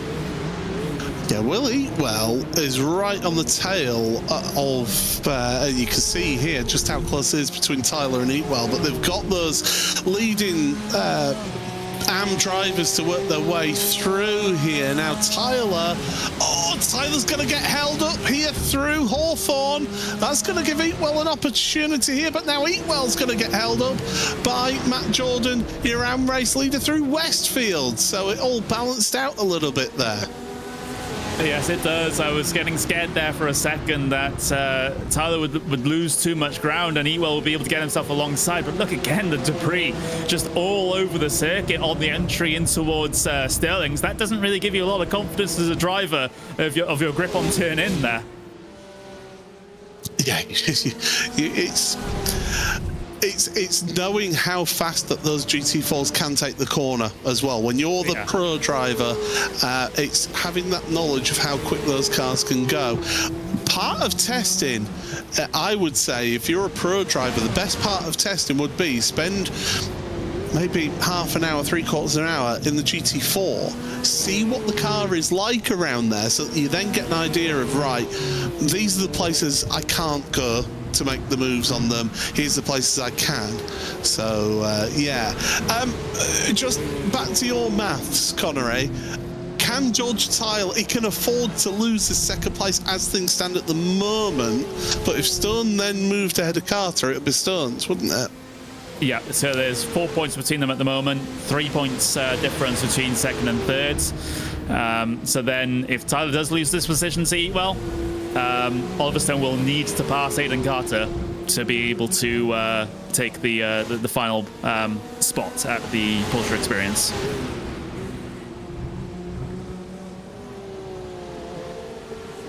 There we go. God Marshall's trying to put the pressure on David Martin in front after David had taken his 6th place. It's all pretty much staying as you are right now. Adam Greaveson is still putting the pressure on Matthew Jordan in the AM lead. I will say, Matthew Jordan, what a champion's driver has been from him today in the GT4 Championship. He's not won it yet, but he is currently leading the race, and he's looked very good for it as well, in my opinion. Yeah, very, very competent drive indeed, and looks like that nothing's really phased him, even though he's had cars right up his rear bumper for most of this race, and a decent portion of the last one as well. It's all down the inside. Oh my words, that gets a bit sketchy coming through Graham Hill Bend when you've got pros doing that on you. And what that does mean is it actually gives Gordon... Oh! God Marshall's got the 6th place. Who was that went off there? Graveson. It was Graveson. 3 seconds between Jordan and Graveson now. And Carl Chase is right there to take the place. That's what he wanted, and that's it. Matthew Jordan's just said, you know what, I could back right off, let all 4 of these pros go through and still hold on to my AM lead. So yeah, this has been a bit wild as we'll look at the replay. And yeah, Graveson just getting onto that dirt and getting onto the grass. Jonathan Palmer will be sending you an invoice for that, Adam. Yeah, absolutely. Got to keep the grass around Motorsport Vision venues absolutely pristine. Yeah, otherwise you will get that bill. But we've got less than 3 minutes to go here at Brands Hatch, and to the inside of Carl Chase goes Adam Graveson through the final corner to try and recover back up into that second place to finish the season on a high. Chase will be able to secure himself still ahead. Graveson still looking for that door ajar on the inside. Chase will give him the space though on the inside through Paddock Hill Bend. This will give him the inside now for Druids as well, which is by far the better place to be. Graveson back up into second. Chase looking for the cut back off the corner. Graveson taking a bit too much out of the exit curb. Now in towards Graham Mill Bend. Chase trying to carry the momentum around the outside. A bit of a fight on the exit curb between the two of them. Now angling in towards Surtees here with 2 minutes left to go. Battle for second place in AM in the race. Coming off the corner and they make contact. Graveson in the wall. Chase as well. Nick's got through on both. Oh, I said we didn't want something like that happening, and unfortunately, it has happened. Nick Scott, he'll have seen that and started laughing with what's gone on there. The problem is, though, he's got Ashley Toft behind him right now. They've got a good gap. They've got a good gap between them two. So you don't want to do any shenanigans. Both of you, you're on for a podium here. Yeah, absolutely. And well, for Nick, it will be by far the best finish of the season. Second place. His next best finish was 6th. So looking like a season best, by far season best finish there. Just a slight bit of contact coming off the corner sends both cars into opposite Armco barriers. And all of a sudden, we still have a battle for P2, but it's between 2 completely different drivers. Don't forget Toft as well was on the podium in that first race of the evening. But yeah, Nick Scott, you're absolutely right there. By far his best result. And do you know what? I can't even find it. There he is. I found him on the championship standings there. Yeah, 6th place, his best result so far. Go on, Nick. Let's have a podium out of you. Let's come and speak to us in the commentary box as more of those pro lap traffic come through. Time's running out here. We've got 20 seconds. Ooh, I think Ryan McAuliffe might just take the white flag. It'll be tight. 10 seconds. 9, 8, 7, 6, 5, 4, and now coming across the line. So I think it's 2 more. White flag. Yeah, white flag. Oh, white flag. Interesting. Just the one then. Yeah, that was right at getting towards 0 on the clock there. Yeah, he crossed the line. He crossed the line with 4 seconds remaining of the race. Yeah, that was pretty close. So yeah, this is confirmed to be the final lap and not the last one. It gives these guys another opportunity to sort out their disagreements. Oliver Stone versus Aidan Carter still close, but even if Stone gains this position, it still won't be enough as far as that Porsche Experience Center slot for the pro category, as heartbreaking as that would be. It'll be a case of close but no cigar for him, but he's giving it a good go nonetheless, and he's trying everything he can to try and get into the head of Aidan Carter in front of him, and Aidan has done a good job defending that position in this final race, although around the outside of Westfield it's not worked for him again. He's in the gravel. Yeah, more gravel onto the circuit now, and again still following tightly, coming through the back end of this lap and now through Stirling's Bend for the final time. It's Ryan McAuliffe that takes the race win in pro for the very final race of the season, but it is George Tyler in behind that gets that final slot at the Porsche Experience Center Silverstone. He'll get to drive himself a real 9/11 in the not too distant future. And of course, as we wait for the rest of the pros to head their way across the line, we've got Aidan Carter 4th, Oliver Stone in 5th. And, well, we wait then for the AM category. Ashley Toft and Nick Scott, they're absolutely wheel to wheel coming up towards the final corner now. But we do have to look ahead because it's Matthew Jordan taking the AM Championship in the Porsche Esports Sprint Challenge Great Britain for 2025. Fantastic effort for Matthew Jordan to make it a double race win in the final race meeting. But behind, we've got Nick Scott getting his first podium of the season at the very dying moments. What a way to finish off the season. Will Eatwell, yeah, you deserve those donuts then. 2 third places for him today. But he was champion-elect, and it's the cherry on top of the cake right now for him. He gets to celebrate, and why wouldn't you, after a sensational season this season in this championship? Of course, we crowned Will Eatwell champion of Pro 1 race meeting ago, but it was just the AM that was a bit of a question mark coming into today as far as championships are concerned.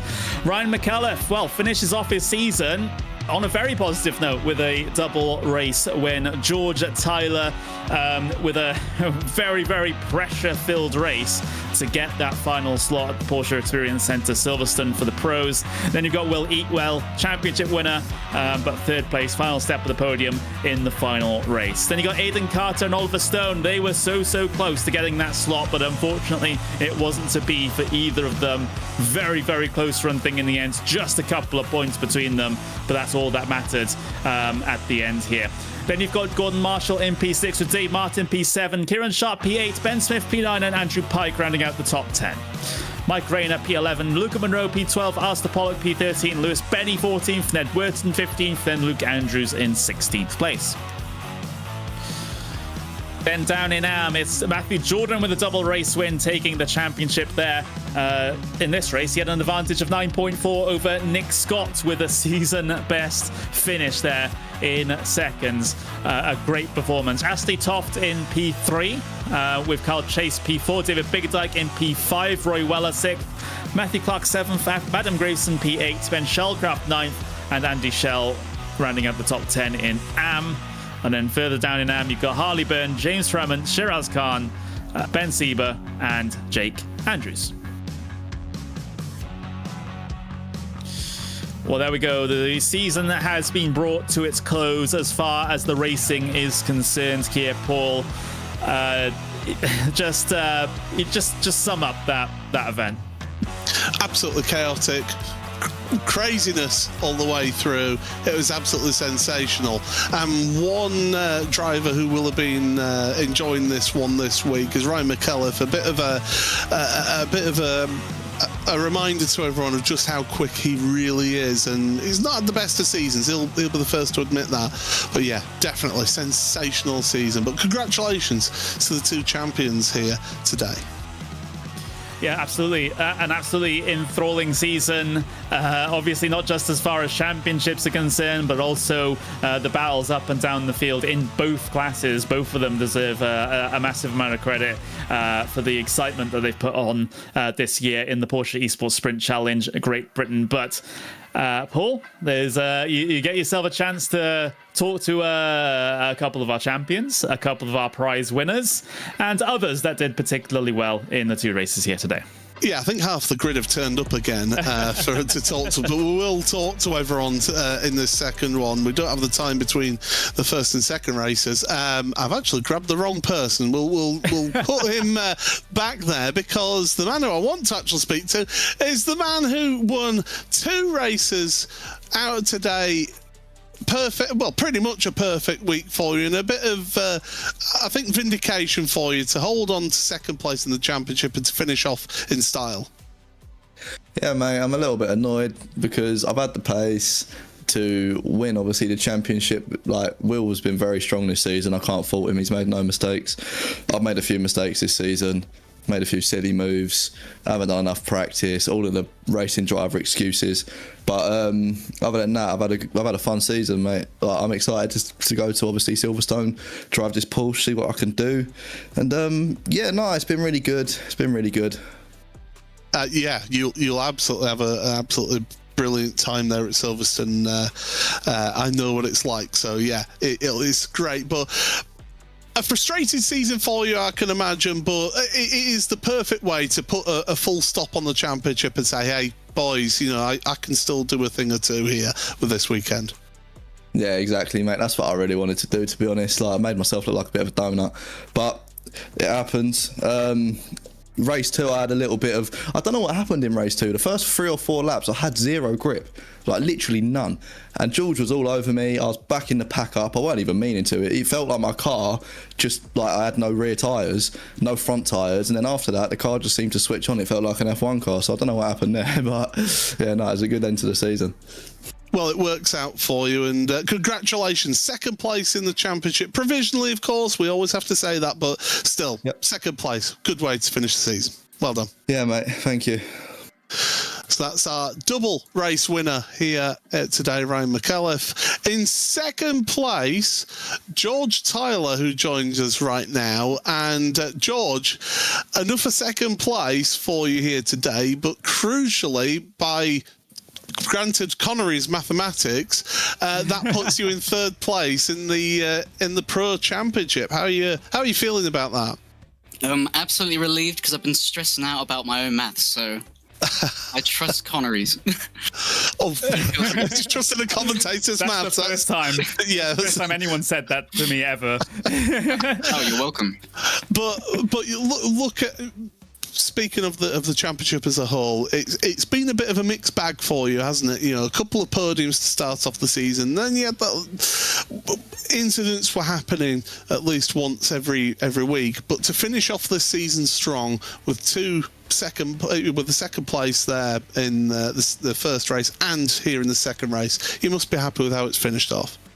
Yeah, I'm over the moon. Like you said, Thruxton was a bit tricky. In Silverstone, I was just absolutely nowhere, and I thought, well, I almost gave up hope at that point, but Rans I like driving, so I was confident I could get decent results here, but I didn't expect to actually be this fast and actually competing with the top 2. Well, congratulations on your results here today, and enjoy the Porsche Experience Centre. Thank you very, very much. So from second place in Pro, we finally, when the incompetent commentator pulls the correct person in right now, Will Eatwell joins us with another third place here, our Pro champion here as well. 2 third places, your worst results of the season. You must be worried about next season now, won't you? Yeah, it's quite nice to say that 2/3 are my worst results, but I really gave it my all out there today, and Ryan and George had that little bit extra today. I think, despite the track being a bit cooler in the second race, I feel like the tyres, especially mine at least, they felt worse at the end, so I was really struggling. But no, two more podiums. Yes, nothing to be sad about. No, absolutely. I mean, you've not been off the podium all season. You've had a really good run of form in that mid-season, which is important for you in a championship fight. You're getting to go to Silverstone as well for the Porsche Experience. I mean, life's pretty good right now, isn't it? Yeah. Looking forward to it. It's going to be good. I think, you're really happy with the season as a whole.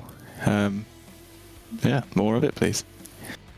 Well, I want to say again, congratulations, Pro Champion Will Eatwell. Congratulations. Thank you, and thanks for all the broadcasts this season. They've been great. There we go. So that's our podiums from Pro. We'll speak to the AM podium next, which means that we get to speak to another champion, and that is Matt Jordan. Matt, congratulations on taking, provisionally, we have to say, the AM Championship here to finish off the season. What a season it's been for you in this championship. Yeah, thanks very much, guys. Really, really, really happy with that. couldn't ask for anything more really tonight with both 2 wins. Just felt more and more comfortable in the car as the season's gone on, especially after Silverstone. Those 2 wins, I felt like really boosted my chances. To begin with, I was just looking to get top 3. And then kind of halfway through the season, I realised there was a chance I could potentially win, so just went for it. So no, it's been great fun. It's been really, really cool. So yeah, very happy. Podiums every week of the championship. That's now 5 wins in the AM Championship as well. Sensational season, and well, we've got to say, what's next for you? Do you move up to Pro? I hope so. Yeah, I'm not entirely sure what's next actually. If the season continues next year, which I'm sure it will, then yeah, hopefully I'll be in the pros and giving that championship a good go, and then whatever's next with other leagues and things that Motorsport UK has to offer, I'll try and get involved and give it my best shot. But that's been great fun. Well, again, congratulations, AM champion Matthew Jordan. Thanks, guys. There we go. Double race winner as well today. For the first time this season, we get to speak to Nick Scott. Congratulations, Nick. Making it to the podium. I tell you, I said on commentary when we saw the incident between Greaveson and Carl Chase that you must have been laughing seeing that and going past, because you were under some pressure as well from Ashley Toft, weren't you? Oh no, I mean, me and Ashley have had some good battles throughout the championship, but Brand is my local, and it was one of those ones where I'm definitely putting everything into it, because but it's good. Ashley really gave me if you look back on the last lap, it was had a moment turning in before heading down to the start-finish straight, and the back stepped out. Then suddenly I see Ashley alongside. I thought, oh, okay, here we go. Ashley's about to attempt an extra on me, but so glad to finally step on the podium, as someone who works in Porsche and going into work tomorrow and be like, Peter. Well, I mean, you have to go all the way back to the first week of the championship for your best result of 6th place. It's been a difficult season for you. Yeah. Just how has it been trying to get used to the competitiveness of this AM Championship? Yeah, I mean, it's been challenging, because with Oulton, I thought we were on for a good Oulton I was on for a good sort of result, and then we had the incident on the shell oil hairpin, and Silverstone was just an absolute mare. But it's just, you got motorsport, we all know, is you got to take your chances and get the luck when you get it. So thankfully it's a circuit that means a lot to me personally, and I got the luck finally. So it's I can hold my head up high, at least with having this result to take home with for the championship. But on to Britcar in December. Wonderful. Well, we'll look forward to seeing you there, and congratulations again on the podium today. Nice one, gents. Appreciate all your coverage. Done an amazing job. There we go. We'll get that sorted out here. Second place driver. Third place driver is going to be Ashley Toft. And Ashley, that's 2 third places for you here today. Just couldn't quite pip Nick at the end there, though. No, it was good fun with Nick. We had a good battle. I went all Kevin Estre on the last lap. He finally made a mistake, but I thought better of it. I thought it's more of a pass on the grass, so dropped back behind and banked the points. Absolutely, but you're looking at the season then for yourself. It's been a bit of a mixed bag for you, I think it's fair to say. But you finished off a bit of a upward trend, getting that 4th and 6th last time out, and then 2 third places here today.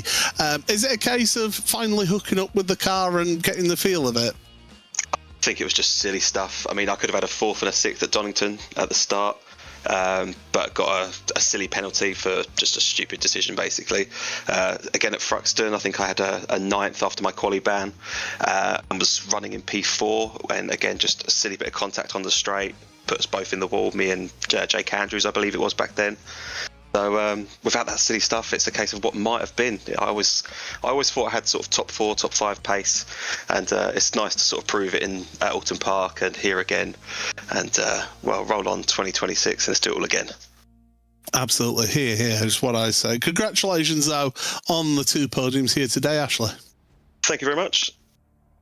That's Ashley Toft. Now, we've got Ben Chalcraft is standing by with us now. And Ben, thank you so much for joining us. I know it's not exactly going to be a conversation you want to have necessarily.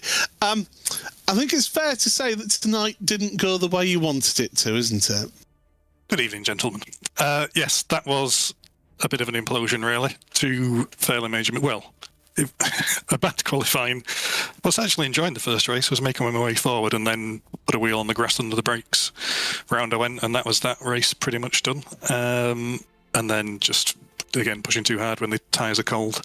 As you go over the crest into turn 1 there, just I was trying to take it flat to make up time. And 2 bad races, although overall for a season, it's gone pretty well. I've just... It just leaves a little bit of a sour taste to finish like this, which is a shame. But yeah, sometimes just have one of those days. But you look at it as a debut season, though. What a way to come onto the scene, make your name known in the AM Championship, and to be fighting for a championship all the way through to the end of the season is a really good launching board for you moving forward. So I would say that it's almost a perfect... It's not quite perfect, because if it was perfect, you would have won the championship.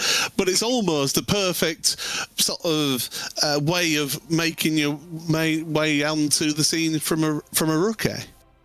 Yeah, overall, it's been really good. The racing's been good. Certainly the group that I've been running with, I've had a really positive experience in battles and leaving a room and a little bit of rubbing of door handles here and there, but it's all been good fun. So I have driven the Porsche in championships before, although with the changes they've made to the tyres and the models, it felt like driving a new car this season. So I have been learning all the way, and I want to give congrats to Max. Since mid-season, he's taken off. He's just his pace has improved and his consistency has just been outrageous. He's just not making mistakes, and he's really hard to beat. Absolutely. Well, you should, by our reckoning, still have second place in the championship. So what a way to make your name known in the AM Championship. Second place, congratulations, and enjoy Silverstone. Thanks. I look forward to it. There we go. I do want to speak to one final driver who patiently waits each and every week in our waiting room, and that's Luca Munro. Luca, welcome back to the commentary box here. Talk us through your night here tonight, because with us focusing on the championship so much, we're focusing... how about yourself? How were your races here today? You got a 13th in the first race, 12th in the second race. How did that go for you? Well, honestly, I've struggled this season, but I accept that. You're not going to win everything.